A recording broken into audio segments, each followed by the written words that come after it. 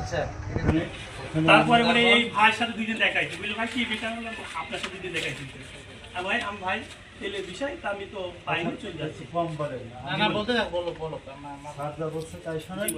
না বলো কথা আমার কথা আমি বলছি, আপনি ভাই বলছেন। আপনি বলেন না, যা ইচ্ছা তা বলো, সেটা সমস্যা নেই। বলেন বলো, কথা বলেন। তাহলে এই যে জায়গাটার নাম কি? কালিদাসপুর।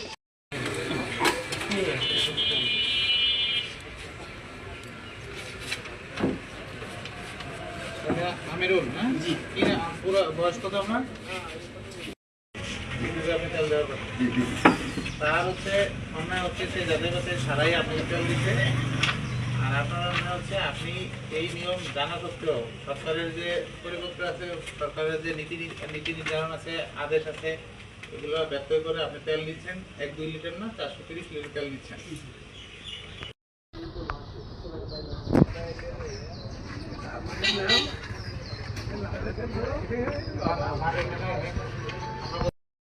এসে বাসটা এই ভাটার তেলটা আছে অনেক আগে কিনা তেল দেওয়া পরে কি তেল 1.5 মাস হবে না, বাকি নেই তেলটা কিনা।